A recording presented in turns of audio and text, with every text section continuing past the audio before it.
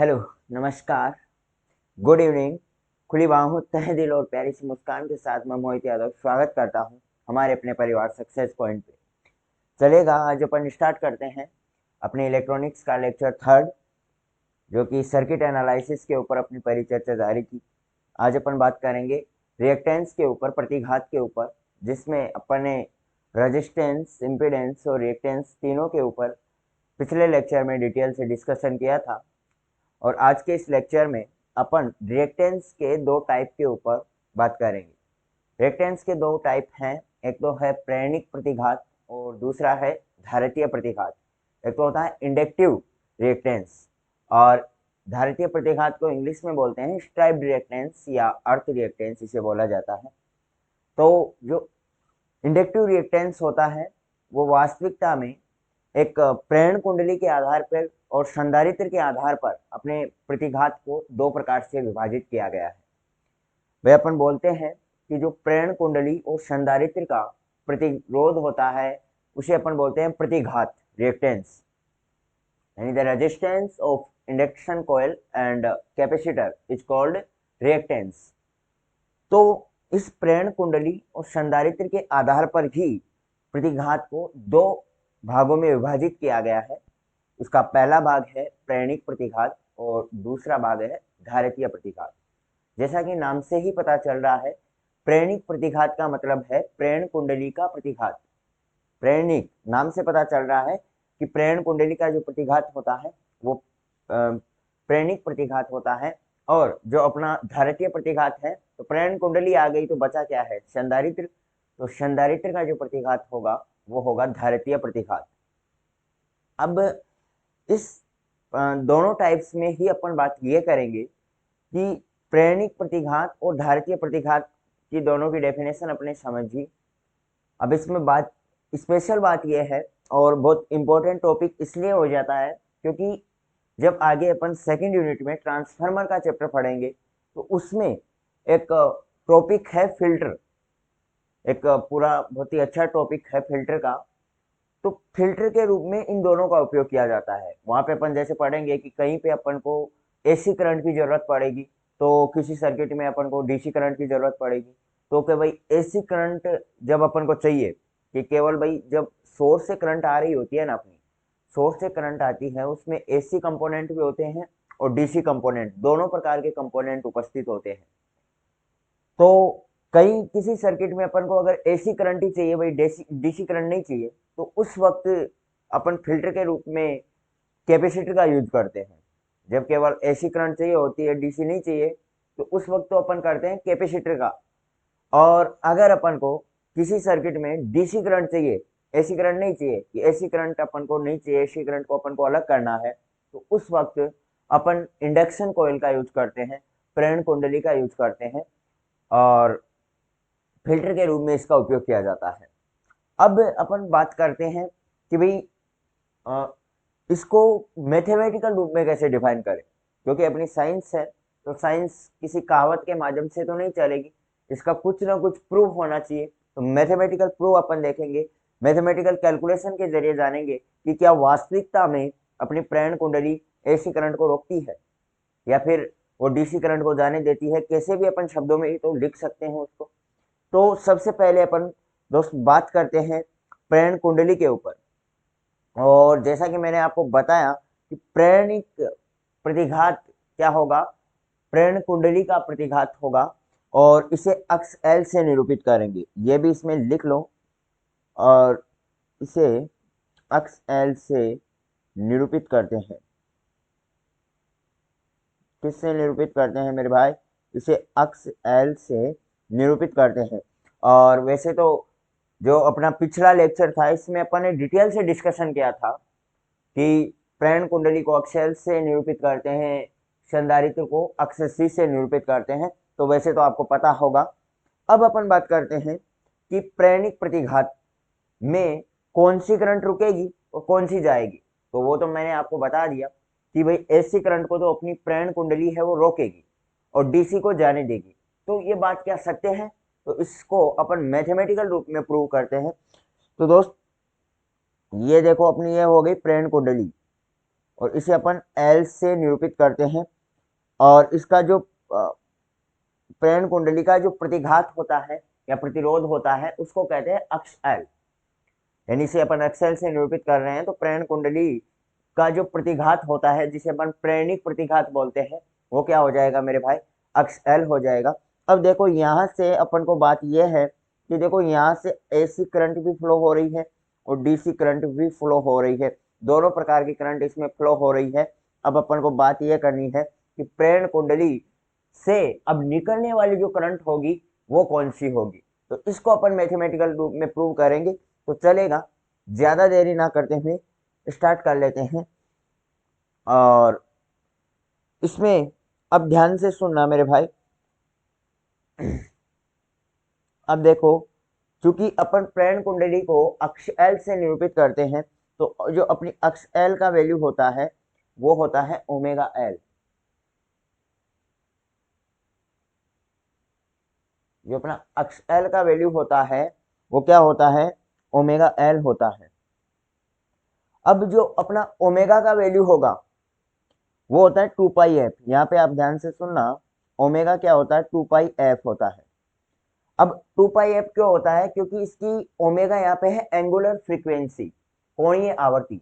तो जो अपनी प्रेरण कुंडली की जो एंगुलर फ्रीक्वेंसी होती है उसकी जो कोणीय आवर्ती होती है वो 2 पाई एफ होती है। और कहीं कहीं आपको मिल सकता है 2 पाई न्यू भी, यहाँ पे आपको मिल सकता है 2 पाई न्यू।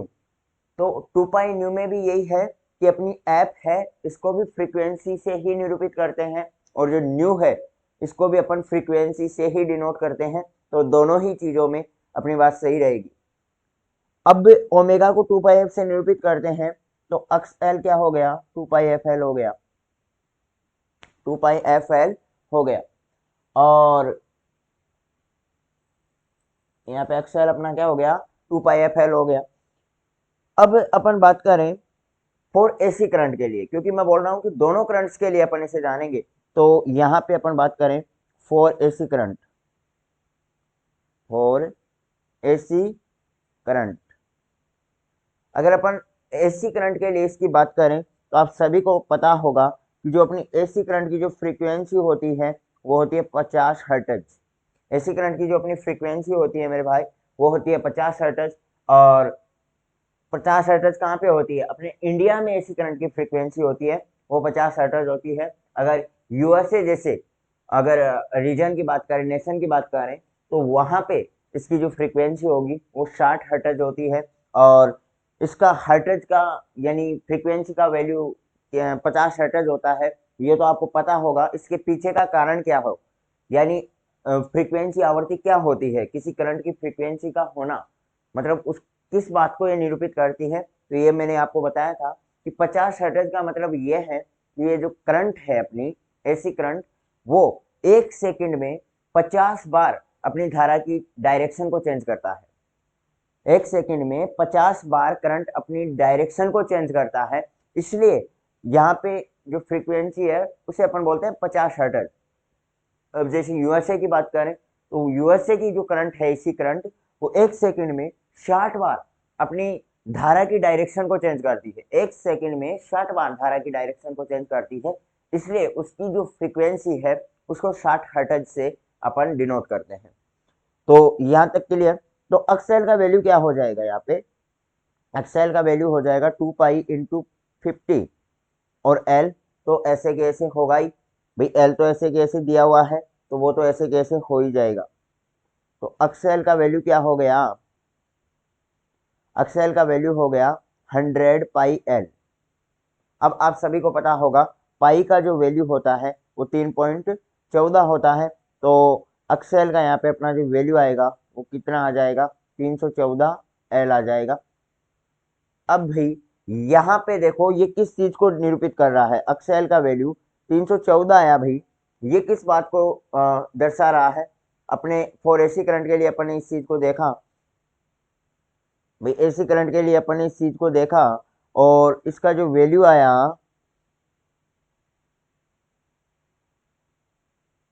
वो कितना आया, 314 एल आया। भाई इसका जो वैल्यू आया वो है 314L।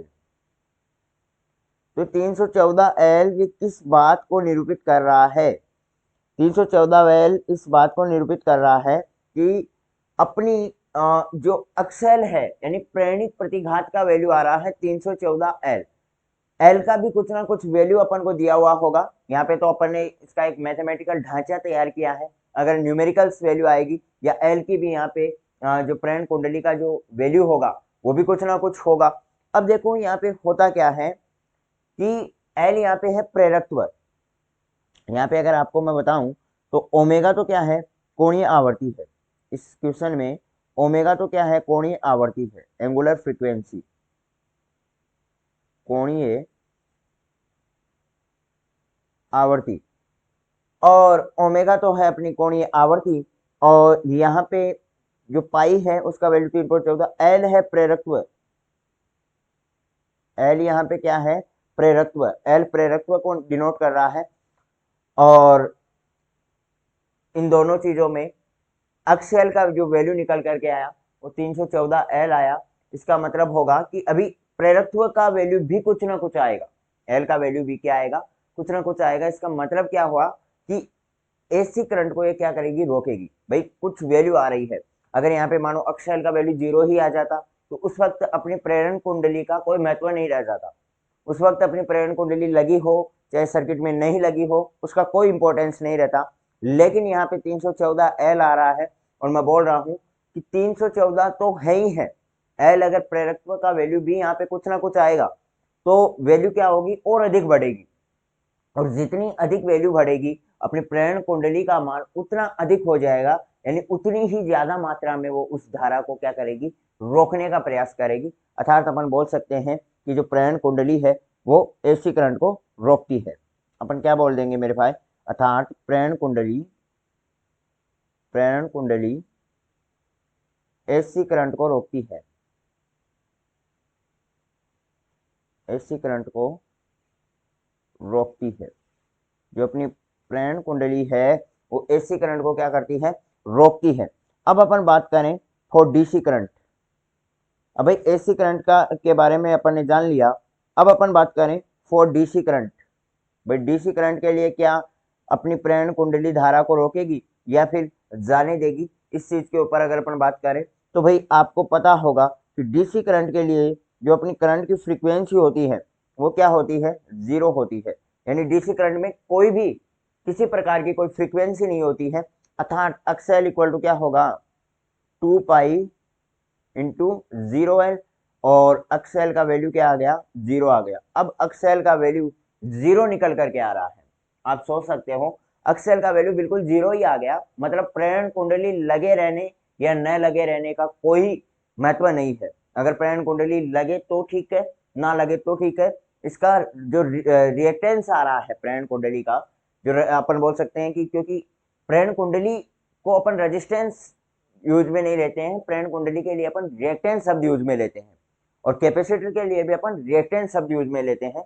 इसलिए मैं बोल रहा हूं कि जो अपने इंडक्शन कॉइल का जो रिएक्टेंस निकल करके आएगा वो 0 आएगा।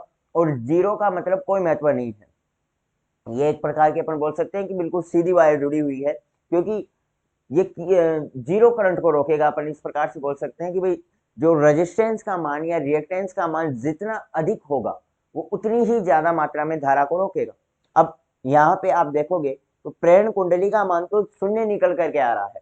अब प्रेरण कुंडली का मान ही भाई शून्य आ रहा है तो वो धारा को भी क्या करेगा? नहीं रोकेगा। अर्थात अपन बोलेंगे कि प्रेरण कुंडली डीसी धारा को नहीं रोकती। प्रेरण कुंडली डीसी करंट को, डीसी धारा को नहीं रोकती। डीसी धारा को नहीं रोकती। अब भाई जल्दी से इस चीज को लिख लें।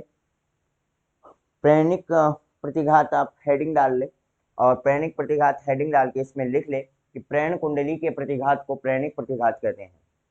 प्रेरण कुंडली के प्रतिघात को प्रेरणिक प्रतिघात कहते हैं। इसे अक्स एल से निरूपित करते हैं। It's is denoted by x L. इसे अक्स एल से निरूपित करते हैं।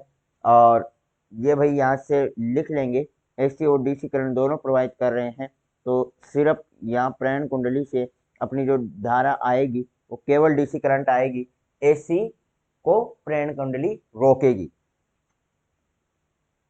तो ऐसे के ऐसे और अपना ये प्रेरण कुंडली बना ले, और प्रेरण कुंडली बनाने के बाद इसमें एसी और डीसी करंट दोनों प्रोवाइड करे, और फिर डीसी करंट को फ्लो करा दे दोनों से,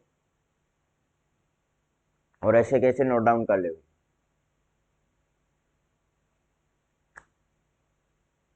यहाँ पे लिख ले, मैं एक बार कैमरे से हट जाता हूँ ताकि पूरा पेज आपको ध्यान से दिखे।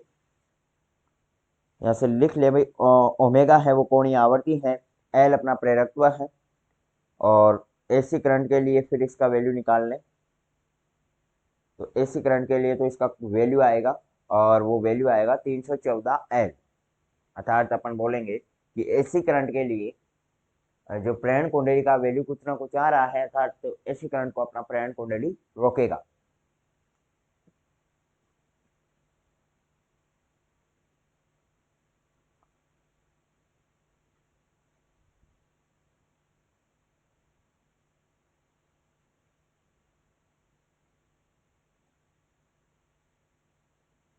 लिख लो भाई, प्रेरण कुंडली एसी करंट को रोकती है।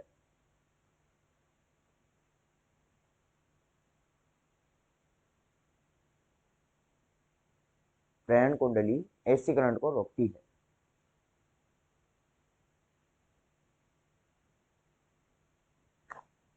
और आगे लिखो भाई फॉर डीसी करंट, और डीसी करंट के लिए फ्रीक्वेंसी लिख लो भाई 0, और 0 के लिए अपना अक्षय क्या हो जाएगा, 0 आएगा, क्योंकि अक्षय का वैल्यू होता है 2πfl, और एफ का वैल्यू क्या आ गया, 0 आ गया, तो अक्षय भी यहाँ पे 0 निकल करके आएगा।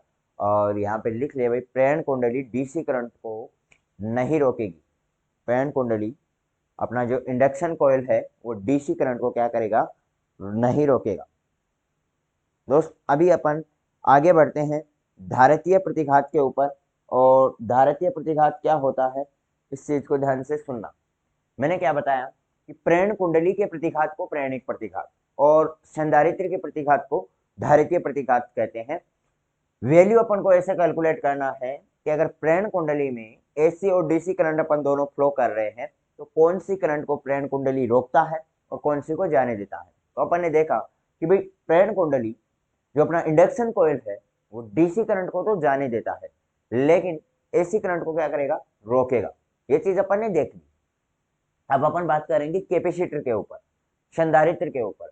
तो संधारित्र का मतलब क्या हो गया, संधारित्र का मतलब यही है कि इंडक्शन कॉइल जिस करंट को रोक रहा है वो उसका ठीक विपरीत, मैं बोलूंगा कि प्रेरण कुंडली के ठीक विपरीत अपना कैपेसिटर काम करता है, संधारित्र काम करता है। जैसे इंडक्शन कॉइल है वो एसी करंट को रोक रही है और डीसी को जाने दे रही है, तो कैपेसिटर में ऐसे ही होगा कि कैपेसिटर डीसी को तो क्या करेगा, रोकेगा, और एसी करंट को जाने देगा। अर्थात अपन बोल सकते हैं कि अगर अपन कहीं पे भी किसी भी युक्ति में अपन को सिर्फ डीसी करंट चाहिए तो उस वक्त अपन इंडक्शन कॉइल का यूज कर लेंगे, और किसी युक्ति में अगर अपन को एसी करंट चाहिए, डीसी नहीं चाहिए, तो उस वक्त अपन फिल्टर के रूप में कैपेसिटर का यूज कर लेंगे। अब अपन धारितीय प्रतिघात में और कैपेसिटर लगा के और उसका कैलकुलेशन और निकाल लें कि भाई वास्तविकता में क्या अपन बोल रहे हैं वो बात सही है। तो दोस्त अपन को करना क्या है इसमें कि भाई ये मानो यहाँ पे अपन कैपेसिटर लगा रहे हैं, और कैपेसिटर में एसी और डीसी दोनों करंट अपन फ्लो करा रहे हैं, एसी और डीसी दोनों करंट अपन फ्लो करा रहे हैं। बात यह है कि आने वाली जो अपनी कैपेसिटर से, अपने संधारित्र से आगे आने वाली करंट एसी होगी कि डीसी होगी, ये चीज अपन को कैलकुलेट करना है। तो देखो भाई,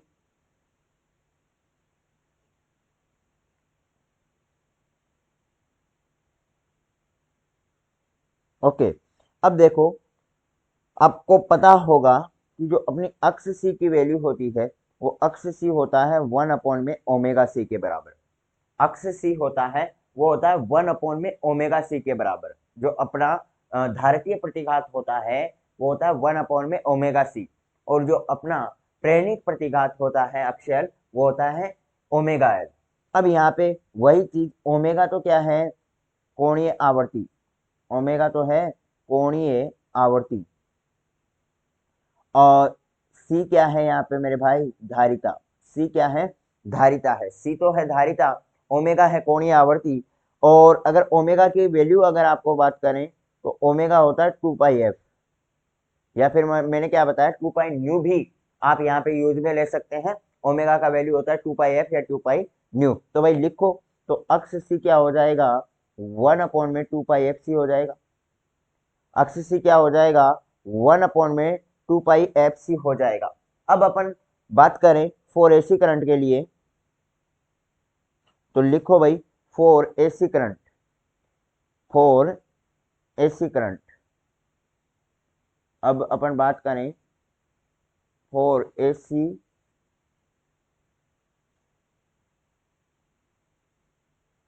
अगर अपन एसी करंट के लिए बात करें तो आपको पता होगा एसी करंट के लिए जो फ्रीक्वेंसी आएगी वो आएगी 50 हर्ट्ज। एसी करंट के लिए जो आपकी जो फ्रीक्वेंसी आएगी वो आएगी कितनी, 50 हर्ट्ज। तो अक्स सी का वैल्यू क्या आ जाएगा मेरे भाई, 2 पाई इंटू 50 सी, यानी इंटू क्या आ गया, 50 सी आ गया। तो इसका वैल्यू हो गया 1/100 पाई सी हो गया। और 1/100 पाई सी का वैल्यू कितना हो जाएगा, 1/314 सी, क्योंकि भाई अपने पाई का वैल्यू होता है 3.14, तो 100 से वो 2 पॉइंट तो कैंसिल आउट हो जाएंगे और 314 सी अक्स सी का वैल्यू आ जाएगा। अब ये मेरे भाई अक्स सी का 1/314 सी क्या डिनोट कर रहा है, और देखो यहाँ पे सी का भी कुछ ना कुछ वैल्यू आएगा। सी यहाँ पे क्या है, धारिता है, और इस धारिता का भी अपने कुछ ना कुछ वैल्यू आएगा। तो ये डिनोट कर रहा है, एक चीज आपको पता होगा कि अपन किसी संख्या में जितनी बड़ी संख्या का भाग देते हैं वो संख्या उतनी ही अधिक छोटी होती जाती है। अर्थात अपन बोल सकते हैं कि 1/314 सी का मतलब है 1 के 314 सी टुकड़े। भाग का मतलब यही तो होता है कि अपन जितनी बड़ी संख्या का भाग देंगे यानी उस संख्या के उतने अधिक टुकड़े होंगे। जैसे अपन 50 में 2 का भाग दे रहे हैं, एक छोटा सा एग्जांपल है, 50 में 2 का भाग दे रहे हैं, इसका मतलब अपन क्या कह रहे हैं कि 50 के 2 टुकड़े, 25-25, 25-25 के 2 टुकड़े। इसी प्रकार से अपन 1 में 314 सी का भाग दे रहे हैं, मतलब 1 के 314 सी टुकड़े। अब 1 के 314 सी टुकड़े करोगे तो एग्जैक्ट जीरो वैल्यू तो नहीं आएगा, लेकिन हाँ इतनी न्यून वैल्यू आएगी, तो अपन इसको बोल देंगे कि ये लगभग जीरो के बराबर होता है। एग्जैक्ट जीरो तो नहीं होगा, इसका वैल्यू एग्जैक्ट जीरो तो निकल करके नहीं आएगा, लेकिन हाँ हम बोल सकते हैं कि इसका वैल्यू है वो लगभग क्या होता है, जीरो के बराबर होता है। और आपको पता है अगर अपनी कैपेसिटी का मान, अपने जो स्ट्राइप रिएक्टेंस है इसका मान ही अगर शून्य आ गया तो उसका किसी सर्किट में लगे रहने या न लगे रहने से कोई ज्यादा फर्क पड़ने वाला नहीं है। ये वास्तविकता में एक वायर का काम करने लगे आप, क्योंकि रिएक्टेंस ही इसका जो रिएक्टेंस है वो ही शून्य आ रहा है, तो मेरे भाई करंट को भी ये शून्य को रोकेगा। तो करंट को नहीं रोकेगा अपन ये बोलेंगे, तो अपन क्या लिख देंगे, इसमें क्या लिख देंगे, इसमें लिखेंगे कि अपना जो संधारित्र है वो किसको नहीं रोकता, एसी करंट को नहीं रोकता। लिखेंगे संधारित्र एसी करंट को, एसी करंट को नहीं रोकता। संधारित्र एसी करंट को क्या करता, नहीं रोकता है। अब अपन बात करें फॉर डीसी करंट, भाई एसी करंट को तो नहीं रोकता, अब अपन बात कर लें फॉर डीसी करंट, क्या ये डीसी करंट को भी रोकता है कि नहीं रोकता, इसके ऊपर अपन बात करें। तो डीसी करंट के लिए मेरे भाई अपन वैल्यू निकालें, तो आप सभी को पता है कि अक्स सी क्या होता है, भाई अक्स सी होता है 1 में, अक्स सी क्या होता है 1 में 2 पाई एफ सी होता है, ये आप सभी को पता है। अब भाई डीसी करंट के लिए जो फ्रीक्वेंसी होती है वो शून्य होती है, अर्थात अक्स सी क्या हो जाएगा 1/0, जिसका वैल्यू क्या आता है इन्फिनेटिव। तो अक्स सी का वैल्यू क्या निकल करके आएगा, इन्फिनेटिव निकल करके आएगा। भाई अक्स सी का जो वैल्यू आएगा वो इन्फिनेटिव निकल करके आ रहा है। अब आप इसमें देख सकते हैं कि किसी संख्या का इन्फिनिटिव या किसी कैपेसिटर का वैल्यू इन्फिनिटिव आने का मतलब क्या हो गया कि बहुत अधिक उसका जो रिएक्टेंस है वो बहुत अधिक बढ़ गया, क्योंकि इन्फिनिटिव एक ऐसी नंबर है, एक ऐसा वैल्यू है जिसकी अपन कल्पना भी नहीं कर सकते, जिसकी कोई सीमा भी नहीं है, इतनी बड़ी संख्या है। तो इसका मतलब रिएक्टेंस का मान इन्फिनिटिव होने का मतलब क्या हो गया कि ये बिल्कुल भी किसी भी करंट को नहीं जाने देगा। कैपेसिटर डीसी करंट के किसी भी डीसी करंट को नहीं जाने देगा, यानी किस डीसी करंट की कितनी अधिक वैल्यू आ जाए, जैसे मान लो एक 5 ओम का अगर अपन कैपेसिटर लगा दें तो वो केवल 5 एम्पियर के 5 ओम तक की ही धारा को रोकेगा, 5 एम्पियर तक की ही धारा को रोकेगा। इसके बाद तो अगर ज्यादा धारा आ रही है तो वो उससे निकल जाएगी, लेकिन इसका वैल्यू ही इन्फिनिटिव आ गया, तो इससे इन्फिनिटिव से बड़ी कोई संख्या नहीं है। इन्फिनिटिव का मतलब अनंत, अपन नहीं जानते उस संख्या को। तो डीसी करंट को क्या करेगा, अपना कैपेसिटर रोकेगा और बहुत अधिक मात्रा में, यानी कितनी ही चाहे धारा की, अब आप कितनी ही बड़ी वैल्यू ले आओ, कितनी ही बड़ी संख्या ले आओ, आप डीसी करंट को कैपेसिटर से प्रवाहित नहीं कर सकते। तो अपन लिख सकते हैं ये चीज कि अपना जो संधारित्र है वो डीसी करंट को रोकता है। संधारित्र डीसी करंट को डीसी करंट को रोकता है।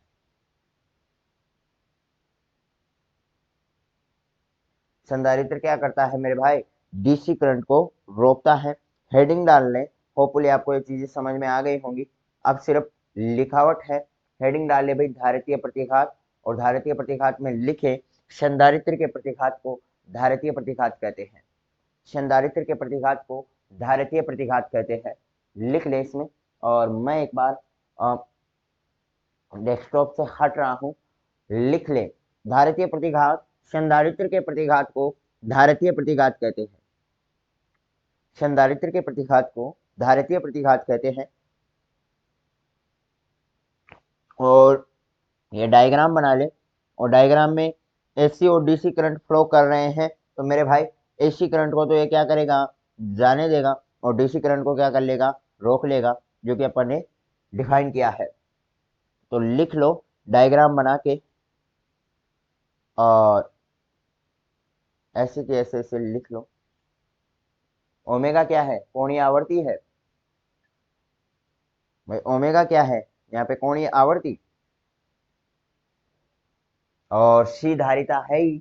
ओमेगा का जो वैल्यू है, कोणीय आवर्ती की जो वैल्यू है वो 2 पाई एफ ही रहेगी, लेकिन अपना जो रिएक्टेंस होगा वो क्या हो जाएगा, एक्स सी, जो कैपेसिटर का जो स्टाइप रिएक्टेंस होगा वो होगा 1 में omega C.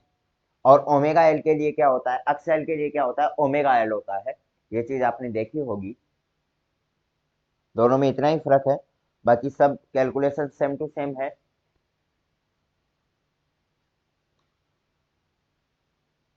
For AC current, और एसी करंट के लिए इसका जो वैल्यू आएगा वो आएगा 1/314 सी, 1/314 सी आएगा, जिसका वैल्यू क्या होगा, लगभग जीरो होगा भाई, एग्जैक्ट जीरो तो नहीं होगा बट लगभग उसका वैल्यू जीरो होगा।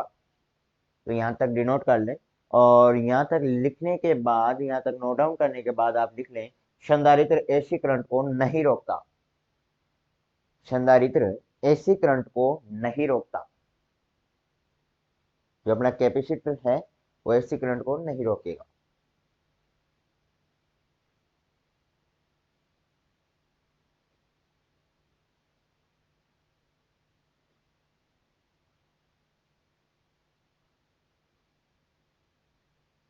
होपफुली यहाँ तक आपने नोट डाउन कर लिया होगा। और अब लिख लें भाई डीसी करंट के लिए, for DC current, DC current के लिए लिख लें, अक्ष सी क्या होता है, 1/2 पाई एफ सी होता है। अगर ध्यान से नहीं दिखाई दे रहा है तो लिख लें, अक्ष सी क्या होता है, 1/2 पाई एफ सी होता है।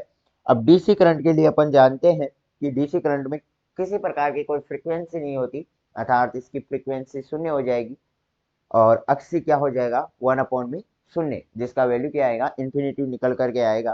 तो अक्ष सी का वैल्यू क्या हो जाएगा, इन्फिनिटिव हो जाएगा, अर्थात अपन लिख देंगे कि संधारित्र डीसी करंट को रोकता है। क्या लिख देंगे, संधारित्र डीसी करंट को रोकता है। ये चीज अपन लिख देंगे, नोट डाउन कर लेंगे। संधारित्र डीसी करंट को क्या करता है, रोकता है। यहां तक क्लियर मेरे भाई? अरे भाई यहां तक क्लियर सभी को? चलिएगा, अभी अपन आगे बढ़ रहे हैं और बात करते हैं प्रतिबाधा के टाइप के, प्रतिबाधा के प्रकार की। तो आपको मैं बता दूं, अपनी प्रतिबाधा है, अपनी जो इम्पीडेंस है वो कुल 3 टाइप की होती है।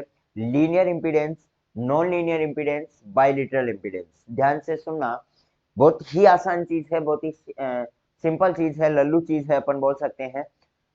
Impedance are 3 types: linear impedance, non linear impedance and bilateral impedance.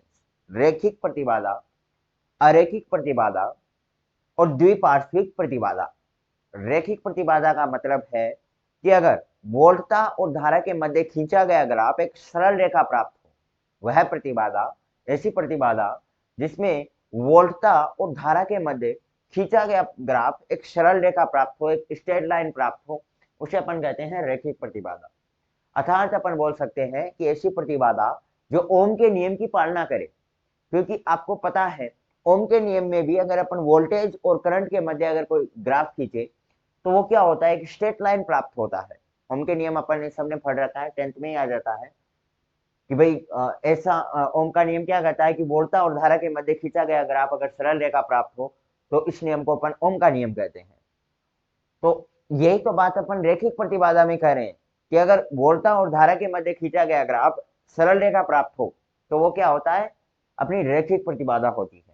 अब ऐसा ग्राफ कहाँ पे प्राप्त होता है, तो अगर अपन रेजिस्टेंस की बात कर लें या प्रेरण कुंडली की बात कर लें, धारितीय प्रतिघात की बात कर लें या कैपेसिटर जिसको अपन बोलते हैं, प्रेरणिक प्रतिघात भी लिखेंगे। तो प्रेरणिक प्रतिघात का मतलब क्या हो गया, प्रेरण कुंडली का प्रतिघात। तो प्रेरण कुंडली ले लो या कैपेसिटर ले लो, अगर आपको यहाँ पे इनके दोनों के स्थान पे प्रेरणिक प्रतिघात और धारितीय प्रतिघात भी दिया हुआ हो तो कंफ्यूज होने की बात नहीं है।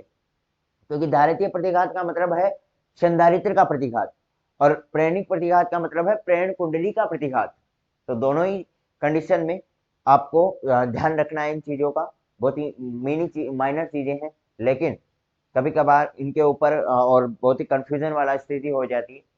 अब देखो, इनके मध्य आप अगर ग्राफ खींचोगे तो एक स्ट्रेट लाइन ग्राफ प्राप्त होगी। तो ये तो होगी अपनी रेखिक प्रतिबाधा। अरेखिक प्रतिबाधा तो नाम से पता चल रहा है, लग गया, यानी इसके विपरीत, बिल्कुल अपोजिट। यानी अपन बोल सकते हैं कि ऐसी प्रतिबाधा जिसमें वोल्टता और धारा के मध्य खींचा गया ग्राफ एक सरल रेखा प्राप्त ना हो, अर्थात ऐसी प्रतिबाधा जो ओम के नियम की पालना ना करे। तो ऐसी कौन सी प्रतिबाधा होगी, तो जैसे डायोड और ट्रायोड की प्रतिबाधाएं होगी। डायोड और ट्रायोड के बीच अगर आप ग्राफ खींचोगे तो वो एक सरल रेखा प्राप्त नहीं होगी। डायोड और ट्रायोड का आपको प्रतिरोध आगे, इनका जो ग्राफ है वो मैं बता दूंगा। और अगर अपन बात करें तो ट्रांजिस्टर या फिर एम्पलीफायर जैसी चीजों में अपन इन दोनों ही चीजों के ऊपर बात करेंगे। ट्रांजिस्टर का अगली यूनिट का जो पहला चैप्टर है वो ट्रांजिस्टर का ही है, ट्रांसफार्मर का भी है। तो दोनों ही चीजों को, ट्रांजिस्टर और ट्रांसफार्मर को डिटेयली वहां पे अपन डिस्कस करेंगे। और डायोड और ट्रायोड को आप डिटेयली वहां पे समझोगे, तो इसके ऊपर मैं ज्यादा परिचर्चा नहीं करना चाहूंगा। अब तीसरी प्रतिबाधा अपनी क्या होगी, द्विपार्श्विक प्रतिबाधा, बाइलेटरल इंपीडेंस। द्विपार्श्विक, द्विपार्श्विक का मतलब ये है कि ऐसी प्रतिबाधा, यानी जिसमें, यानी कोई भी प्रतिबाधा है जिसमें अगर अपन धारा की दिशा परिवर्तित करने पर अगर प्रतिबाधा के मान में कोई परिवर्तन ना आए, कोई भी ऐसा परिपथ है, कोई भी ऐसा जाल है, कोई भी मान लो कोई जाल है, उस जाल में अपन ने धारा की दिशा को परिवर्तित कर दिया, यानी अगर किसी जाल में धारा की दिशा को परिवर्तित करने पर प्रतिबाधा के मान में परिवर्तन ना आए, या किसी परिपथ में अगर धारा की दिशा को परिवर्तित करने पर प्रतिबाधा के मान में कोई परिवर्तन ना आए, तो उस प्रकार की जो प्रतिबाधा होती है उसको अपन क्या बोलते हैं, जो द्विपार्श्विक प्रतिबाधा उसे कहा जाता है। तो होपफुली तीनों चीजें आपको समझ में आई होंगी। तो लिख लें भाई, रेखिक प्रतिबाधा में ऐसी प्रतिबाधा जिसमें वोल्टता और धारा के मध्य बनाया गया ग्राफ एक सरल रेखा प्राप्त हो, रेखिक प्रतिबाधा कहलाती है। अर्थात वह प्रतिबाधा जो ओम के नियम का पालन करे, अर्थात वह प्रतिबाधा जो ओम के नियम का क्या करे, पालन करे, रेखिक प्रतिबाधा कहलाती है। वह प्रतिबाधा जो ओम के नियम की पालना करे रेखिक प्रतिबाधा कहलाती है। और उदाहरण के लिए लिख लो भाई, प्रतिरोध, प्रेरणिक प्रतिबाधा, प्रतिरोध को अपन R से निरूपित करते हैं। भाई लिख लो इनको, इनके सिंबल भी लिख लो कि प्रतिरोध को R से निरूपित करते हैं। प्रेरणिक प्रतिबाधा को अपन क्या लिख दें, प्रेरण कुंडली लिख सकते हैं। भाई प्रेरण कुंडली का जो प्रतिबाधा होती है उस वही तो होती है प्रेरण प्रतिबाधा, और इसको अपन अक्सल से निरूपित करते हैं। और धारितीय प्रतिबाधा वो होती है अपनी संधारित्र की प्रतिबाधा, और संधारित्र की प्रतिबाधा को अपन अक्स सी से डिनोट करते हैं। तो होपफुली ये चीज आपको समझ में आई होगी। एग्जाम्पल तीनों के नोट डाउन कर लो, तीनों के एग्जाम्पल नोट डाउन कर लो। एग्जाम्पल के लिए आ गया resistance, induction, inductive reactance and strive reactance, तीनों चीजें आ गई। प्रतिरोध, प्रेरणिक प्रतिबाधा और धारितीय प्रतिबाधा, तीनों ही चीजें आ गई। प्रतिरोध आ गया, प्रेरणिक प्रतिबाधा आ गई और धारितीय प्रतिबाधा, तीनों चीजें आ गई। होपफुली यहाँ तक आपको समझ में आया होगा। अभी अपन बात करते हैं अरैखिक प्रतिबाधा के ऊपर। तो अरैखिक प्रतिबाधा का मतलब क्या हो गया, लिखो कि वह प्रतिबाधा, लिख लो भाई ऐसे कैसे कि वह प्रतिबाधा जिसमें वोल्टा और धारा के मध्य बनाया गया ग्राफ एक सरल रेखा प्राप्त न हो, वह प्रतिबाधा जिसमें वोल्टा और धारा के मध्य बनाया गया ग्राफ एक सरल रेखा प्राप्त न हो, वो क्या कहलाती है, अरैखिक प्रतिबाधा कहलाती है। और ऐसी प्रतिबाधा जो ओम के नियम का पालन ना करे उसे क्या कहेंगे, अरैखिक प्रतिबाधा कहते हैं। उदाहरण के लिए लिख दो भाई डायोड और ट्रायोड की प्रतिबाधाएं। एग्जाम्पल के लिए डायोड और ट्रायोड की प्रतिबाधाएं।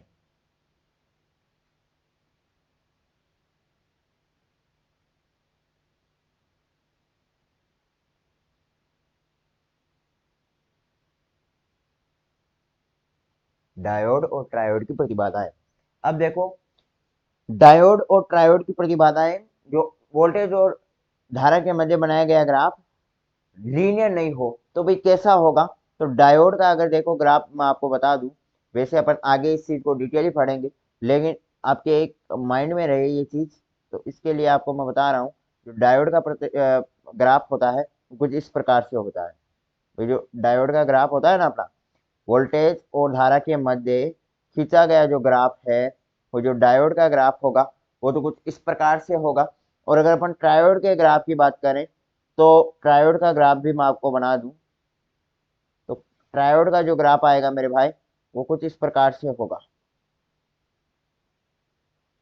ये वोल्टा और धारा के मध्य बनाया गया ग्राफ और कुछ इस प्रकार से होगा। तो दोनों ग्राफ भी आप नोट डाउन कर लें मेरे ख्याल से, होपफुली जल्दी से, और नोट डाउन कर ले भाई दोनों ग्राफ। बाकी अपन आगे पढ़ेंगे इन दोनों चीजों को डिटेल पढ़ेंगे, डायोड और ट्रायोड दोनों ही चीजों को डिटेल पढ़ेंगे, लेकिन एक बार आप ग्राफ को नोट डाउन कर लें।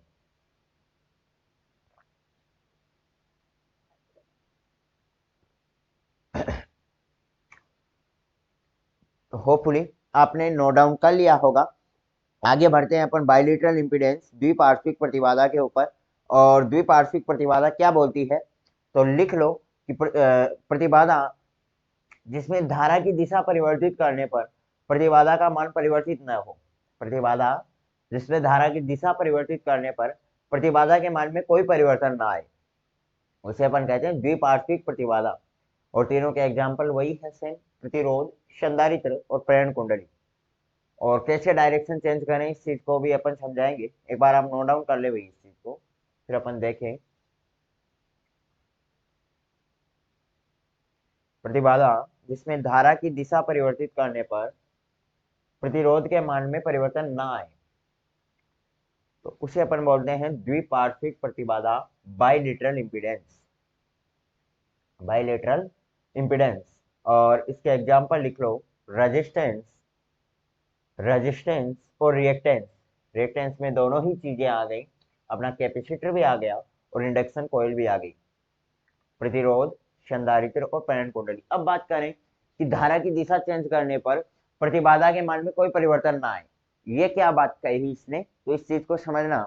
जैसे मान लो अपन तीनों ही चीजों का एग्जांपल ले लें कि भाई मैं ले रहा हूं अब ध्यान से सुनना, जैसे मैं क्या ले रहा हूं, मैं ले रहा हूं भाई, एक तो ले रहा हूं रेजिस्टेंस, कोई भी ये सर्किट है अपना, और मैंने सर्किट में ले लिया भाई रेजिस्टेंस, थोड़ा बड़ा बना लेते हैं अपन इसको। ये हो गया अपना किसी भी सर्किट का और रेजिस्टेंस। फिर एक सर्किट में मैंने मान ली प्रेरण कुंडली,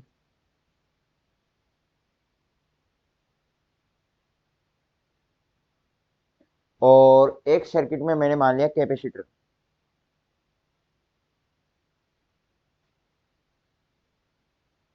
धारा की डायरेक्शन को चेंज कैसे किया जाएगा, इस बात को समझना मेरे भाई ध्यान से। ये इसका माइनस हो गया, ये प्लस हो गया, यानी करंट इस प्रकार से तीनों ही जो सर्किट है अपने, तीनों ही सर्किट में जो करंट की डायरेक्शन है वो सेम मैंने दर्शाई है यहाँ पे। आई करंट इधर भी ऐसे ही तीनों में इस प्रकार से। ये कैपेसिटर हो गया, ये इंडक्शन कॉइल हो गई, और ये रेजिस्टेंस हो गया। ये इंडक्शन कॉइल हो गई और रेजिस्टेंस हो गया, और ये इंडक्शन कॉइल, इसको ध्यान से देखना, इंडक्शन कॉइल हो गई, और अरे भाई यहाँ पे लिख रहा हूं मैं, और ये हो गया अपना रेजिस्टेंस। अब देखो तीनों में धारा की डायरेक्शन देखोगे तो इसका इस वक्त, और अब तीन सर्किट में और बना रहा हूं, और उसमें मैं धारा की डायरेक्शन को चेंज कर दूं। ऐसे ही सर्किट है सेम टू सेम, ये देखो, और इसमें मैं चेंज कर रहा हूं धारा की डायरेक्शन को। ये देखो, ध्यान से देखना, धारा की डायरेक्शन को मैंने इनमें तीनों में चेंज कर दिया, नीचे वालों में जो मैंने ब्लू कलर से बनाए हैं। अब देखो आप, धारा की डायरेक्शन क्या चेंज कर दी क्या मैंने, आप देखोगे बिल्कुल मैंने धारा की डायरेक्शन को अब चेंज कर दिया है तीनों में। ये कैपेसिटर हो गया, ये प्रेरण कुंडली हो गई, और ये अपना रेजिस्टेंस हो गया। ध्यान से देखो भाई, ऊपर वाले तीनों रेजिस्टेंस में क्या धारा जो थी वो क्या किस ओर बह रही थी, और नीचे वाले रेजिस्टेंस में आप धारा देखोगे तो तीनों में मैंने धारा की डायरेक्शन को क्या कर दिया, चेंज कर दिया। तीनों में, ऊपर वाले तीनों में धारा है वो एक सेम डायरेक्शन में ऊपर की ओर बह रही है, और नीचे वाले डायरेक्शन में आप देखोगे तो सेम डायरेक्शन, उसकी जो तीनों नीचे वालों की तीनों की सेम डायरेक्शन है, ऊपर वालों की सेम डायरेक्शन है। ऊपर वालों से ठीक अपोजिट नीचे वालों की डायरेक्शन, मैंने बैटरी को क्या कर दिया, चेंज कर दिया। लेकिन ये क्या कह रहा है, प्रतिबाधा के मान में, यानी जैसे रेजिस्टेंस इस वाले सर्किट का आर था, तो अब भी इस वाले सर्किट का रेजिस्टेंस भी आर ही रहने वाला है। ये क्या बोल रहा है कि रेजिस्टेंस आर का आर ही रहेगा। जैसे ये था अपनी प्रेरणिक प्रतिघात अक्ष एल था, तो इस वाले सर्किट का भी प्रेरणिक प्रतिघात अक्ष एल ही रहेगा, और इसका अक्ष सी, अगर संधारित्र का जो प्रतिघात था वो अक्ष सी था, तो इस वाले सर्किट का प्रतिघात भी अक्ष सी ही रहेगा।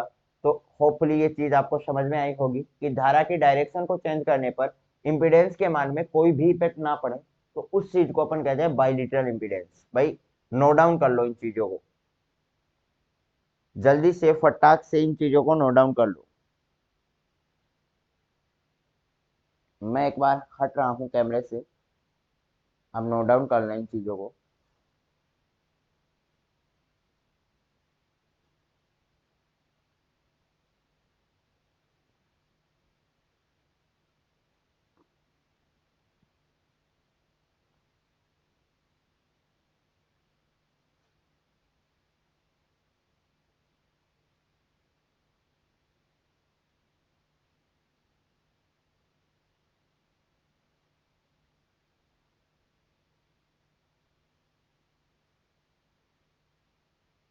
फिर जल्दी से नोट डाउन कर ले।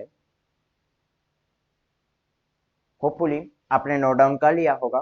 दोस्त समय अभी मुझे इससे ज्यादा मोहलत नहीं देगा, अभी मैं आपसे विदा लेता हूँ। मिलते हैं नेक्स्ट क्लास में, तब तक के लिए हंसते रहिएगा, मुस्कुराते रहिएगा, फिजिक्स को इसी प्रकार से मनोरंजन ढंग से पढ़ने का प्रयास करते रहिएगा। Bye bye, have a nice day.